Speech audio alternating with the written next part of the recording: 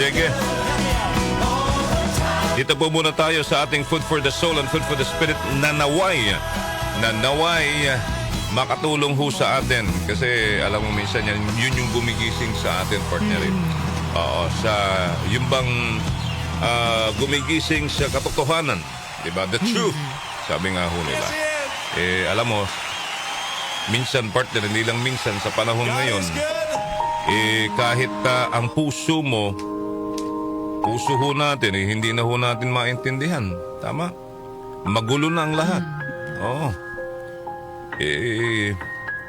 Ang gusto lang naman ho natin ay tumahimik at sabi nga ho ay magpahinga.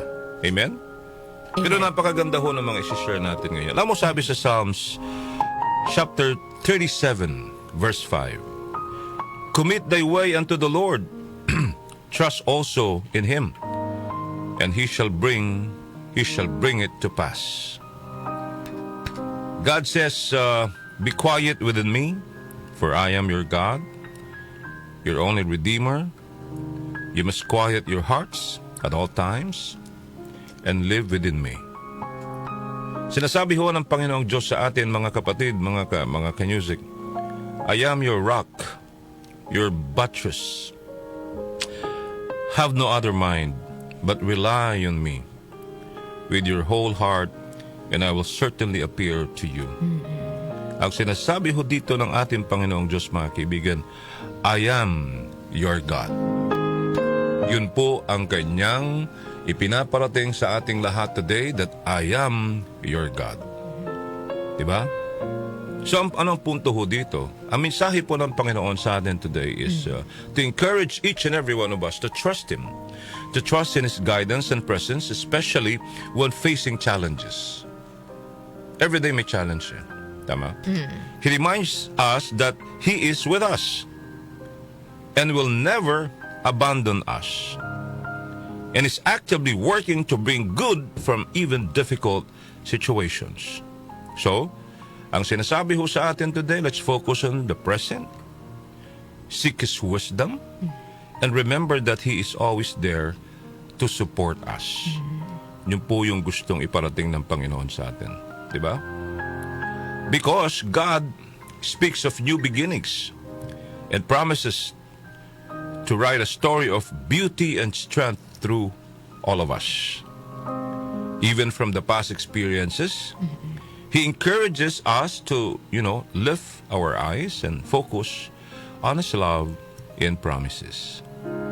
Sabi nga ni Jesus, partner, di ba? Merong parang biblical encouragement na matatagpuan din sa Matthew chapter 6 verse 34. Ano pong sinasabi ni Jesus doon? Di ba? "Do not worry about tomorrow, for tomorrow will worry about its own things. Each day has enough to trouble of its own."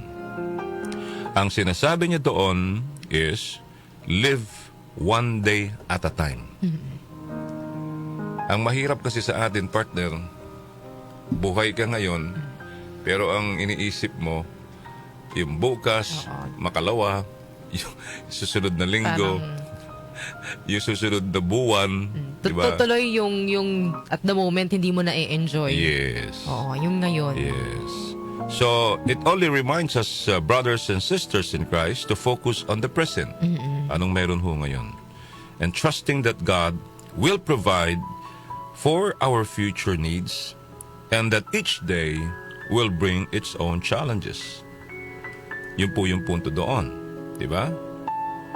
Kaya sabi nga ho, refuse to worry about tomorrow. Diba? But deal with each challenge that comes your way, one day at a time. Because tomorrow will take care of itself. May kantang ganun, diba? One day at a time, sweet Jesus. Diba? May ganun, may ganung song, diba? Oh. At kadikit po nung ating pinag-uusapan, so you have to live one day at a time. Darlene, di ba? Ipasok natin yung 1 Peter chapter 5 verse 7. Ano pong sinabi doon? You live one day at a time and cast all your anxiety on Him because He cares for you. Sino yung Him? It's God. Di ba? Sinabi ho yun ni Jesus, mga kaibigan.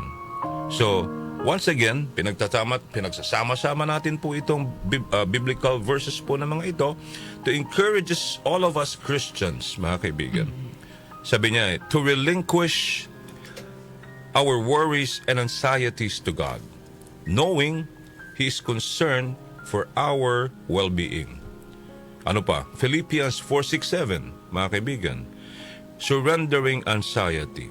Ano sabi ho doon? Do not be anxious about anything, but in everything by prayer and supplication with thanksgiving, let your requests be made known to God.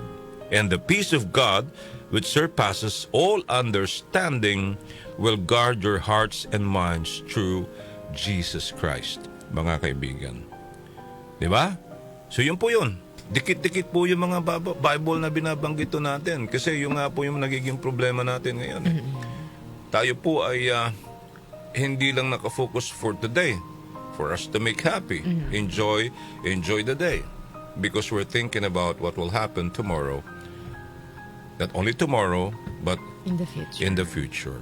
So, ang suggestion po sa atin today, mga kaibigan, is to continue communicating with God. By means of what? By praying. That's the only communications O communication meron tayo sa Panginoon. Diba? Yung connection is prayer. Prayer. Huwag kang, ang tawag dito, huwag kang susuko. Huwag kang susuko sa iyong mga dasalin, kahilingan sa Panginoon. Pwedeng may dahilan bakit nangyayari ito sa iyo, may purpose si Lord. Amen? Amen. May purpose po si Lord. Okay? So, sabi niya, continue to communicate with God for us to find the peace that surpasses our ability to understand, which in turn can guard our hearts and minds from what you call anxiety. Okay? Okay, so yun po tayo, mga kaibigan, na gusto lang po nating i-share today. May the good Lord bless and keep us and be with us today. Guide us. Siya ang mamuno sa ating mga paglalakbay sa buhay ngayong araw hong ito ng Miyerkules na, no? Yes. Miyerkules. So, mga kaibigan. Oh, it's Mama Mary's Day today pala. Palakpakan po natin ang ating Panginoon. Papuri sa Kanya. Bigay po natin ang lahat. Diba? Suko mo na, kapatid. Suko mo na. Oo, wag nang magmatigasan pa sa Panginoon. Isuko mo na ngayon. Suko mo na. Bigay mo na lahat. Bigay mo na lahat. Diba? Oo. Wag yung mayroon ka pang anong tawag doon? Darlene. Hesitant. Hesitant. Agam-agam. Andi, tsaka yung may meron ka pa rin Hino-hold back. yeah, hold back, diba? Na baggage. Di na, bigay mo na. Kinikim-kim. Bigay mo na. At hindi naman niya tayo pababayaan di ba? God's miracle is unexpected, partner. Tandaan natin yan. Kaya nga sinasabi natin, hindi natin alam yung bukas. Baka yung pinagpipray mo nung isang araw o nung mga nakaraan, biglang darating ngayon without your knowledge. Di ba? Ganun lang ho yun. And don't forget always, sabi nga ho nila, ang marunong kang magpatawad, that's one, forgiveness, and number 2, kindness, at ang pagiging humble po natin sa buhay po natin. Amen? Amen. Sina Joel Grospe at Darlene Olaño, MOK sa 774